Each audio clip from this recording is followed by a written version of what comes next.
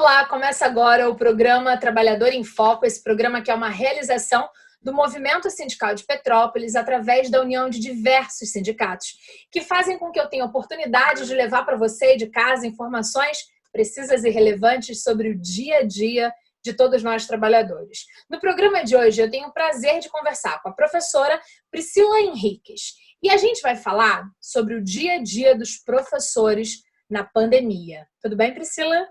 Tudo bom? Tudo bem? Tudo ótimo. Eu estou gravando da minha casa, do meu escritório. O telespectador da TV Petrópolis já está começando a ficar acostumado com esse meu quadrado. Conta para mim de onde você está gravando. Aqui também, na verdade, é um escritório adaptado, né? Porque diante desse cenário a gente vive uma vida adaptada, né? Então aqui dá para ver um pouquinho também dos meus livros amontoados, das provas amontoadas, e enfim, são as peripécias que a gente vai fazendo em trazer o trabalho para dentro de casa. Maravilha. Antes de qualquer coisa, a gente estava conversando no início do programa e eu queria que você falasse um pouquinho sobre a sua formação acadêmica. Acho legal a gente falar que muitos professores, além da pedagogia ou então da licenciatura em letras, continuam estudando. E isso é muito importante para a formação das nossas crianças, dos nossos jovens, dos nossos adolescentes. Queria que você falasse um pouquinho sobre isso. Bem, gente, então vamos lá. Na verdade, eu sou professora de História, tá? Mas História nem foi a minha primeira formação. A minha primeira formação foi em Administração de Empresa, né? Áreas bem distintas, bem diferentes. Não é? Pois é, eu trabalhei 10 anos como gerente financeira. E, enfim, no meio desse processo, eu queria fazer algo que fosse voltado mais para as ciências humanas, né? E não necessariamente parar em sala de aula. A minha vontade era trabalhar com pesquisa, eu sempre gostei muito de ler, né? Sempre gostei muito de escrever. A escrita sempre foi um processo muito presente na minha vida. E comecei a fazer a História. Licenciatura, porque eu cursei, a princípio, o CP, né? Todas as disciplinas de humanas ali são voltadas para essa parte da prática docente. E eu lembro, é muito engraçado que eu tentava sabotar todas as minhas aulas de pedagogia, né? E eu falava, não, pedagogia, tem que ficar na frente de sala, fazendo coisas mirabolantes para chamar a atenção de aluno. Então, não, quero trabalhar com bacharelado, com pesquisa. E aí, no final do curso, um amigo virou para mim e falou assim, olha, mas tem certeza que você não quer dar aula? Porque um professor saiu de licença, você não quer ir lá assumir as 2 turmas dele? São 2 turmas pequenininhas, Priscila. Faltam só 6 meses para o ano terminar. Vamos lá. Eu falei, tá bom, então.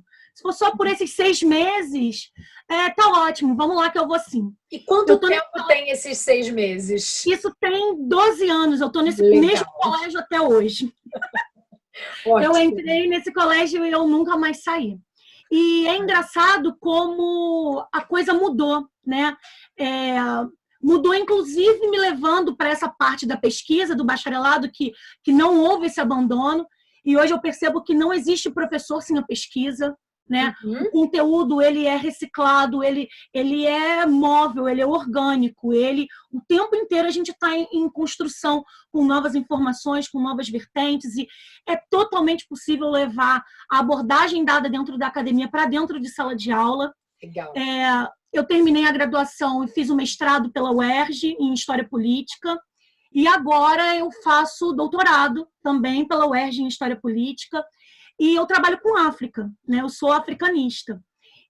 Especificamente, eu trabalho analisando Angola contemporânea. E agora, no doutorado, eu pesquiso educação em Angola, né? Educação num cenário de guerra, como que funciona. E muito das trocas, né? O Brasil tem muito troca com Angola nesse aspecto. Eu tive 2 alunos angolanos. Oi? Eu tive 2 alunos angolanos. Eu também tive. Eu dava aula no Rio de Janeiro, numa universidade, e era o máximo. Adorava. A gente trocava muito e era bem, bem interessante culturalmente falando. Sim.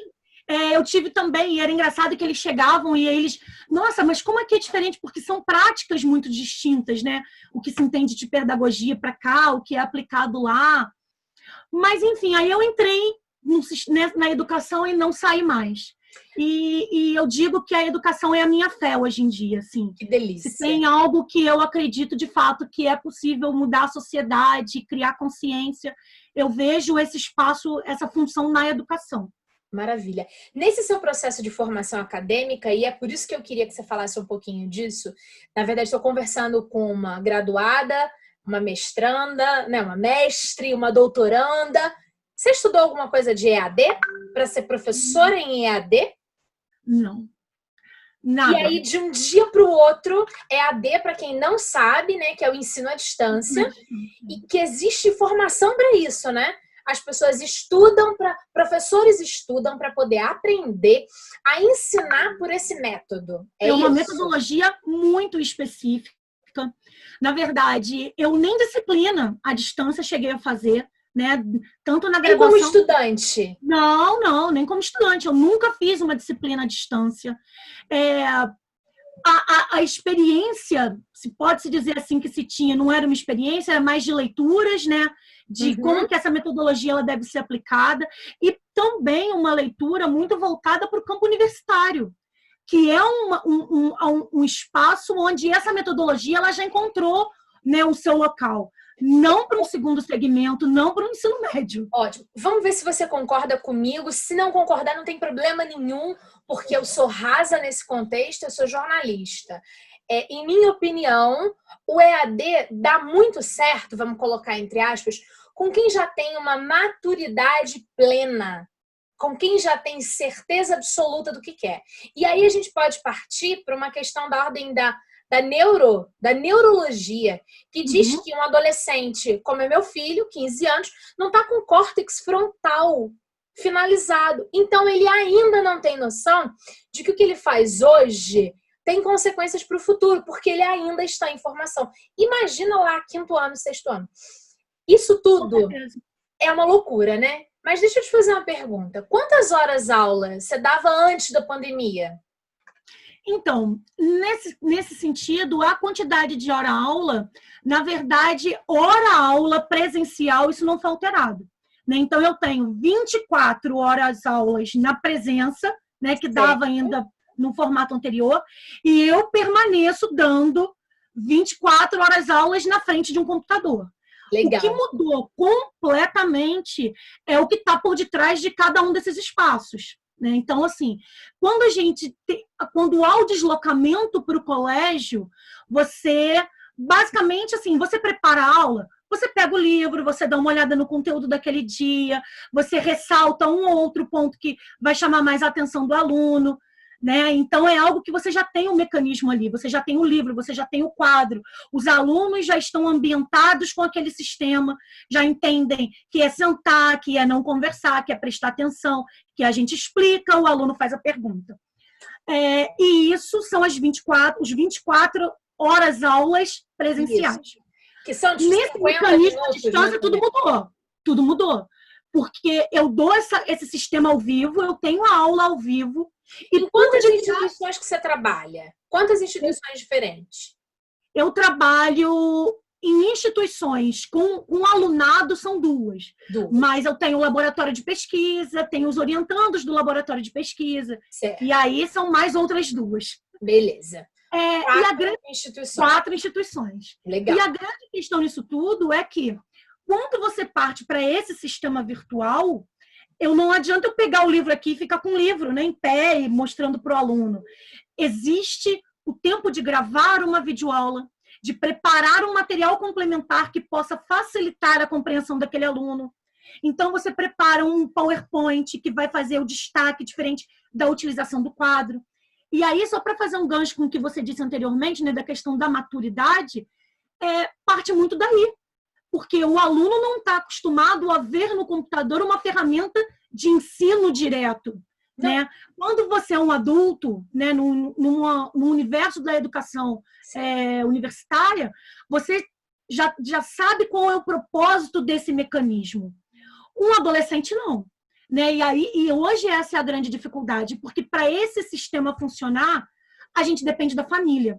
Então, também exige da família um comprometimento em abraçar essa causa. Está sendo um processo de adaptação e de reconstrução para o colégio, para o aluno, para os professores, para a família. São elos, né? Eu brinco que é um dando a mão para o outro, porque caso contrário a coisa não vai funcionar. E tem uma coisa muito séria que está envolvida e imbuída também, que é a capacidade da família. Por exemplo, e aí vou fazer um parênteses, um recorte, e eu tenho uma prática de dividir com o telespectador de casa um pouco da minha vida, e eu não tenho problema nenhum com isso. Eu tenho um filho adolescente de 15 anos, é meu filho amado por meio da adoção. Então, o João Pedro tinha uma questão de déficit escolar. Ele vai muito bem, mas tem hora que ele dá uma patinada e aí precisa de algum apoio a mais ou menos. Se eu falar, as pessoas vão dizer que eu sou doida. Mas assim, nesse momento, o João Pedro tem 2 tutoras que juntas me dão suporte por conta das humanas. Uma pessoa de matemática, porque eu não tenho a mínima ideia e a gente não consegue sozinho. E eu tenho uma pessoa que é a irmã dele, né? É a filha do meu marido, que é professora de inglês, que dá conta do inglês. E eu que sou jornalista, para poder imprimir aquele monte de papel, entender que conecta com os livros e tal, e escanear e enviar. É uma rede. É uma rede de apoio para um adolescente estudando. Aí eu tenho uma conhecida, Maria Antonieta, que agora tá morando no Rio, ela tem 6 bacuris. Eu conheço. Conhece? 6. Eu não consigo imaginar. Outro dia desses eu olhei uma postagem dela que eu fiquei pensando assim, como essa mulher ainda consegue fazer uma foto na postagem? Por quê? Porque eu, na minha incapacidade de gerir todas as coisas, precisei desse monte de ajuda. E eu brinco com as Marias, Maria Ângela e Maria Lúcia, falo, eu não sei o que seria da minha vida sem vocês para me ajudar, porque quando chega aquele monte de papel do colégio e que eu olho que tem revolução industrial, tem genética, tem matemática, tem não sei o que, eu falo, eu nem lembro como é que eu consegui estudar tanta coisa.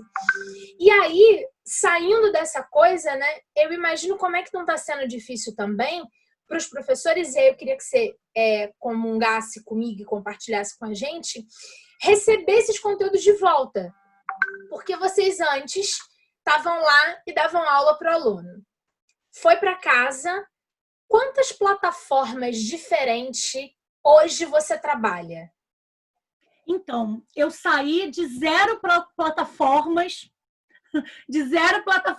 para 5 plataformas. Quais são elas? Só para ver se a gente comunga. Eu tenho 2 delas são específicas dos colégios. Os colégios desenvolveram. Ah, legal. Tá? Então, é por onde a gente vai publicar as videoaulas, onde a gente disponibiliza, né, material para os alunos.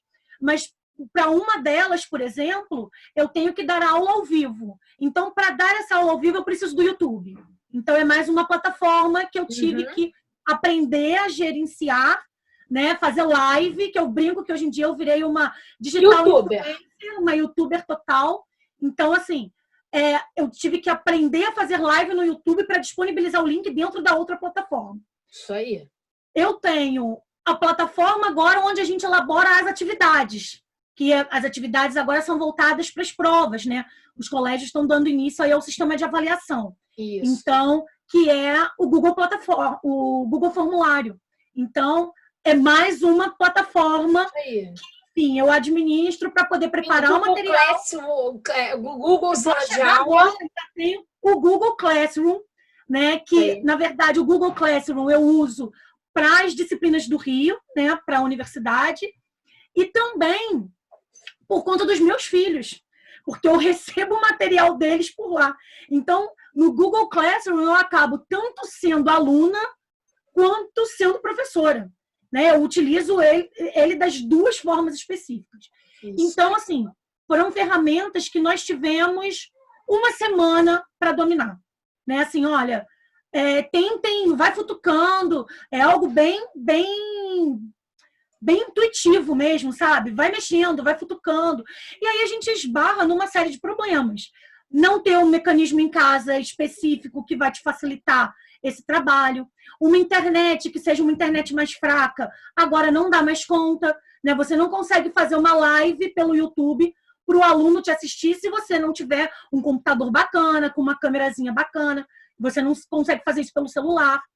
Então, assim, a adaptação não foi nem só na questão do conhecimento, né? Mas também na questão de maquinário, que nós não dominávamos e nós não tínhamos os maquinários específicos. E isso tudo no prazo de uma semana. Então, vai sendo intuitivo, vai mexendo, vai futucando. Qual a consequência disso, tá? Isso mexeu absurdamente com os professores. Porque isso envolve autoestima, isso envolve você se reconstruir enquanto professor de capacidade. Pô, será que agora eu sou um professor ruim porque eu não consigo dominar todas essas plataformas? Né? Foi um prazo muito curto. Então, toda essa questão de reestruturação do professor para esse trabalho virtual, para esse trabalho online, ele vem sendo muito cruel, às vezes, com a classe. Né? No sentido de a gente precisa dar conta, a gente precisa produzir, porque é um sistema de produção que a gente está vivendo, produz videoaula, produz material e produz conteúdo, é um sistema de produção, só que é um sistema de produção que a gente teve que desenvolver ele num estalar de dedos, né? Onde não foi levado em consideração o maquinário que a gente tem e que não tem, e aptidão mesmo, você falar por uma câmera não é algo que a gente consiga fazer com facilidade, né? Antes não é todo mundo que a gente ainda foi nervosa, tô ansiosa, porque é difícil esse sistema, é novo pra gente, Sim. né? Para mim é extremamente tranquilo. Para mim é extremamente tranquilo. Por quê? Porque eu sou jornalista, trabalho com comunicação há 18 anos e falo com pessoas há 18 anos por meio da câmera. Eu tenho extrema tranquilidade em olhar para o pontinho verde. Eu já não sei, eu tô te olhando, aí eu fico, gente, eu tô olhando para ela, eu tenho que olhar para a câmera. Ó, eu olho para você aqui assim, olhando para você, quando você está falando comigo. Eu olho para o meu pontinho verde para falar com o meu telespectador, porque isso para mim é muito tranquilo, porque eu tô acostumada a entender que atrás do pontinho verde hoje do meu computador tem todo o telespectador do programa Trabalhador em Foco que já estava acostumado comigo. Agora, é uma outra realidade para professores. Sim. É uma outra realidade. E aí, por que a gente pensou em fazer esse programa Trabalhador em Foco, conversando com uma professora que está vivendo isso? Se a gente já falou das questões da ordem do sindicato, das consequências para os alunos, porque muitas das vezes, e eu tenho algumas amigas professoras, elas falaram assim, antes eu dava aula para o aluno, agora eu dou aula para o pai. Então também tem um processo que você muito bem falou assim, né? É o pai que tá achando que a aula que tinha 50 minutos agora tem 15 no vídeo, o pai tá achando que é pouco. Exato. E aí eu queria mesmo era humanizar a relação do que significa esse processo de produção de um dia para o outro, porque nenhum professor estava habilitado para poder dar aula para 6º ano, para 7º ano, ou para terceira série do ensino médio que está indo para o Enem, assim, online. Então, a ideia era falar isso mesmo. E aí, mudou muito. Tá muito pesada a carga? Tá muito pesado. Tá muito pesado porque a gente não se fragmenta mais, né? Não há fragmentação. Então, uma coisa que antes ficava restrita à dinâmica em sala de aula, agora não é mais assim que funciona. Então, por mais que eu ainda tenha o contato virtual com o aluno via essa aula ao vivo, ele precisa receber de mim um material que eu passo o resto da tarde e a madrugada produzindo. Então, até porque, quando eu digo de não ter fragmentação, eu digo que, por exemplo, a minha realidade é uma casa de professores, né? Eu sou professora, meu marido é professor, é uma casa com gêmeos de 3 anos e que demandam atenção. Tem 2 pequenos. Dois que ficam batendo na porta. Mamãe, tá trabalhando, mamãe? Mamãe, já vai sair daí? Mamãe, invadem o escritório. E mamãe está trabalhando, deve ser muito engraçado. Mamãe está trabalhando. Existe um receio muito grande de, por exemplo, que esses espaços se misturem. Então, de estar no meio de uma aula ao vivo e o meu filho entrar, é algo que eu evito que isso aconteça. Né? Então, a princípio, o tempo inteiro eu estou em busca de um cronograma. Se eu posso sintetizar assim, vida da Priscila, professora acadêmica mãe. Sintetiza em uma palavra, cronograma. Cronograma. Olha, eu encontrei alguém que comunga comigo. Que eu sou a pessoa do cronograma. Pois é, eu me tornei a pessoa da rotina e do cronograma. Porque sem isso eu não consigo funcionar. Apesar de não ter conseguido implementar um até hoje. Né? Ele não funciona. Mas você vai em busca disso. É mais aquele acalanto, né? De tô me esforçando para isso, mas ainda não consegui. Porque eu não posso privá-los, é a casa deles, né? Eu tô trabalhando aqui, mas a casa é deles. Eles não entendem que a mãe deles, naquele momento, não pode ficar com eles. Que a mãe deles precisa ficar trancada num cubículozinho, conversando sozinha, né? Falando sozinha o tempo inteiro. Falando sozinha o tempo inteiro. Falando sozinha. Você quer ver uma coisa? Nesse mesmo contexto, claro que bem diferente, mas assim, meu filho é adolescente, tá tudo bem, meu marido também já tá super acostumado comigo, mas eu tenho um cachorro. E o meu cachorro, quando eu coloco ele pro lado de fora do escritório, ele fica chorando do lado de fora da porta. Quando ele fica do lado de dentro, às vezes ele sobe no sofá. Eu olhei para trás, porque aqui atrás tem um sofá, dá para ver, uma beiradinha azul é meu sofá. Ele hoje não quis aparecer, porque às vezes eu tô gravando, ele ouve uma voz diferente e ele é um cachorro. E aí ele late, e eu tô no meio do programa, e eu faço o quê? Paro o programa, começo do início, começa do zero, edito o programa todo, porque meu cachorro latiu. Outro dia desse eu falei, telespectador, meu cachorro latiu aqui em casa, mas eu tô gravando de casa. Porque todo mundo tá entendendo esse novo contexto, né? Imagina uma criança de 3 anos, mamãe tá trabalhando, porque a mamãe não trabalhava em casa. Ou até trabalhava, mas a mamãe saía. E agora, se a mamãe tá em casa, porque a mamãe pode ser minha, não precisa ser do aluno. E você então, todas essas questões. Mas inclusive, o comportamento deles, assim, alterou muito. Eles estão muito mais grudados, muito mais dependentes.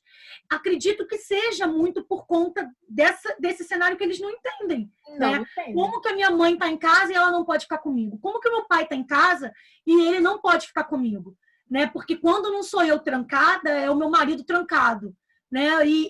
E aí a gente fica, não grita, não pode gritar, o papai está trabalhando, né? Não grita, a mamãe está trabalhando. Como? Eles não tinham essas limitações, né? Essas podas o tempo inteiro. Era o espaço deles. Era o espaço deles. E agora, quer Legal. dizer, eu acho que essa é a maior dificuldade. Né? Quando existe do outro lado, eu acho uma coisa sensacional que você mencionou, que eu vi até esses dias uma charge no Instagram falando disso, né? Da professora lá se desdobrando em 1000 e o pai falando, nossa, mas só tem 15 minutos de aula e esses professores estão ganhando a mesma coisa, eu estou pagando a mensalidade da mesma maneira e ela só está dando 15 minutos de aula. Não se tem noção do que se está por detrás desses 15 minutos de aula. Sim. Né? Do quanto, e eu posso te dizer mesmo, de sofrimento às vezes. Sim. De sofrimento de você ter que se adaptar a esse sistema de olhar para uma câmera, de você achar que você não é competente para fazer isso, de você abdicar da tua família que está do outro lado da porta e você não pode ficar com eles, de teu filho estar chorando e você não quer que esses ambientes se misturem e aí você não sabe o que fazer. Se você edita, mas como eu vou editar? Eu nem sei fazer isso, nunca precisei editar um vídeo. Sim. Então, por detrás desses 15 minutos, existe um ser humano que está, assim, se desdobrando em 1000 e trabalhando 3 horas para que esses 15 minutos cheguem na casa do aluno. E na casa, pelo menos, com qualidade, né? Do sentido, vou falar isso que está aqui agora, porque eu acho que isso vai facilitar que ele entenda. Porque uma coisa que é importante, gravar uma videoaula não é gravar um vídeo para ser um youtuber. Não mesmo, tá longe. São coisas completamente diferentes. As crianças estão acostumadas a entrar na internet. Ah, mas o fulano de tal fez um vídeo sobre Revolução Francesa. Aquilo ali é um assunto que já está mastigado, é um assunto que na maioria das vezes é voltado para vestibular e Enem, então são os ganchos, não é um assunto que vai mergulhar no tema, que vai trazer as abordagens do tema, como a gente faz em sala de aula. Né? Caso contrário, a gente acaba com o colégio e coloca só aula virtual. Um youtuber, ele tá preocupado em passar informação. Quem transforma essa informação em conhecimento é o professor com o aluno.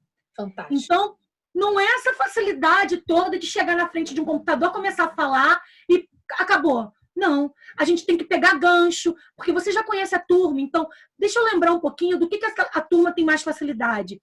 Né? Ela vai ter facilidade para entender isso, então, olha, fulano de tal não tem, eu vou colocar aqui um esqueminha no slide que vai facilitar ele entender.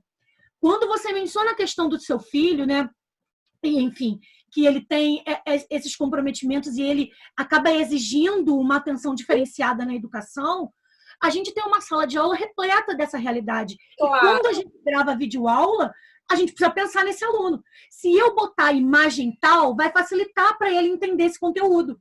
Vou colocar esse esquema aqui porque isso vai ajudar. Então, é todo um preparo, e aí volta ao início do nosso papo, de uma metodologia que a gente está fazendo no instinto, na experiência de sala de aula. Sem um contato prévio, sem uma formação específica, está sendo na base do instinto. Adaptação, sabe como, assim? Eu acho que se eu colocar isso, vai ajudar o meu aluno, porque, enfim, a dificuldade dele é essa. Eu acho que se eu fizer de tal maneira, vai ajudar o aluno, porque, enfim, ele já tem esse outro comprometimento. É instinto. Essa questão do instinto, eu sempre tive muito medo dela, né? E eu falo com tranquilidade que me tornei mãe por meio da adoção de um adolescente com 13 na época, mas quando eu imaginava em gerar, em parir a criança, né, o filho, eu já tinha lido tudo que você pode imaginar, mais de 10 livros sobre maternidade de 0 a 2 anos. Por quê? Porque eu sempre tive medo do empírico, do cabum. Chegou a criança e aí eu comecei a estudar. Antes de decidir, vou engravidar agora, eu já tinha lido mais de 10 livros. E aí, quando eu decidi, vou engravidar, eu já me achava uma pessoa razoavelmente safa, com várias coisas que eu tinha lido sobre amamentação, alimentação, desde troca de fralda, tudo que você pode imaginar, o que eu podia me alimentar, o que eu não podia me alimentar para ficar grávida, para não ficar grávida. Então, e aí me tornei mãe de um adolescente. Não adiantou nada tudo que eu li, né? Porque é isso aí. Outra coisa. E aí é mais ou menos assim, a gente adiantou no que diz sentido, no que diz que eu tentei. Mas o que a gente vê hoje é professores tentando de verdade, fazendo os seus melhores e que vão esbarrar com certas questões. A gente já extrapolou o tempo, te contei que tinha um relógio na minha cara o tempo todo. Queria que você, nesse final de programa, que a ideia era mostrar para quem não é professor que os professores estão se empenhando sobremaneira para que nossas crianças, que nossos adolescentes e que os nossos jovens que estão recebendo o conteúdo adequadamente nesse momento, porque a gente sabe que os estudantes das escolas públicas não estão recebendo por uma questão de tecnologia, e aí é uma outra questão, mas eu queria era sensibilizar cidadãos para com cidadãos professores. E aí queria que nessa sua fala final você falasse brevemente um recado para todos os pais que recebem esses vídeos, recebem essas aulas nesse momento tão estranho e tão único que a gente está vivendo. Eu acho importantíssimo esse espaço pelo seguinte: entendam que por detrás de uma aula ao vivo, que por detrás de uma videoaula, existe afeto, tá? Existe preocupação. E existe uma dedicação absurda em querer dar o melhor. Esse melhor é a preocupação com a educação, né? No sentido não só de levar essa informação para o aluno, mas dele entender que, apesar dessa distância, né, do virtual, a gente está conectado, a gente está junto, a gente está zelando um pelo outro. Não se trata só de uma videoaula, algo estanque. Se trata de um ser humano que está se desdobrando em mil, seja no campo econômico, no sentido de tentar procurar equipamentos que facilitem, seja no campo do conhecimento mesmo, mas que está se dedicando absurdamente para fazer o melhor trabalho possível, tá? Então, não é só uma videoaula, não são só 15 minutos. Nunca são só 15 minutos. Na verdade, é abrir mão de família, abrir mão de, às vezes, almoçar. A gente esquece que tem que almoçar porque a gente está envolvido. Tá por detrás, e isso eu posso dizer para vocês, a desconstrução em cima de lágrimas mesmo, tá? Eu posso afirmar que eu tenho amigos professores que entraram agora de licença por síndrome de pânico, por ansiedade, porque não conseguem dar conta, né? Às vezes são pessoas que têm dificuldade mesmo, né? Não tinha essa prática com o meio virtual. E aí, enfim, como envolve autoestima, e a gente está falando de pessoas, significa que por detrás, às vezes, de uma videoaula é alguém que está se descontrolando. Né? Então, não pensem que é só uma videoaula, não pensem, estou pagando a minha mensalidade para receber uma aula e eu só estou recebendo 15 minutos. Você está recebendo a doação de alguém que está por detrás, muito grande. Tá? E eu acho uma coisa que a Carla mencionou agora que é fundamental. A importância da gente ter consideração pelo que está sendo feito agora, visto que tanta criança, tanto adolescente no Brasil não está tendo a mesma oportunidade. É a valorização. Tá? Os alunos que ainda estão recebendo videoaula precisam ser gratos, é gratidão. Gratos porque os pais permaneceram, enfim, conseguindo pagar uma mensalidade, porque os professores estão conseguindo se desdobrar em mil para isso, mas é gratidão, porque a maioria não está conseguindo. Né? Esse sistema de aula virtual, por melhor que seja para alguns, na verdade que a gente tem um aumento da desigualdade, nem todo mundo está tendo a mesma oportunidade. Né? Daí a ideia do Enem ser prorrogado, ser adiado. Na verdade, na minha concepção, nem devia ter Enem, porque a gente também os alunos da rede pública não estão conseguindo, eles estão com a mesma disponibilidade. Plataforma, Google Classroom, mas não tem internet, não tem um celular, não tem um computador, ou seja, não tem as ferramentas. Então, gente, gratidão. Eu acho que no momento tem que ser grato. Tem que ser grato aos professores por estarem se desdobrando em mil, grato às famílias que também estão se esforçando. É um processo, gente, de aliança, de união. Aliança no sentido de a galera do ensino médio ainda tem mais autonomia, né? Sentar na frente do computador e estudar. A do fundamental não, é aliança mesmo, porque o pai senta junto, a mãe senta junto, o responsável senta junto. Eles não tem tanta autonomia para mexer. Então, da mesma maneira que existe a dificuldade do lado de cá, existe a dificuldade do lado daqui também. Então, gente, empatia, gratidão e sensação de afeto. Tudo é feito de verdade, não é blá, blá, blá, de autoajuda, não. Não. Tudo é feito de afeto para superação mesmo, da melhor maneira possível, pensando de forma a facilitar a vida da família. Só que, às vezes, a gente pensa tanto em facilitar a vida do lado de cá que a gente esquece um pouco de quem está aqui. Né? Então, isso também é um processo que vem acontecendo. A docência vem tomando uma parte muito maior da nossa vida, mais do que família, mais do que as relações que a gente tem mantido em casa. Então, gente, empatia. Pensem que o professor também está se reconstruindo dentro desse cenário. E muito. Obrigada, de verdade. Foi um super prazer conversar com você. Eu que agradeço. Foi muito legal a experiência. Em breve com um novo programa. Um beijo grande. Até a próxima. Tchau, tchau. Beijo. Tchau, tchau, galera.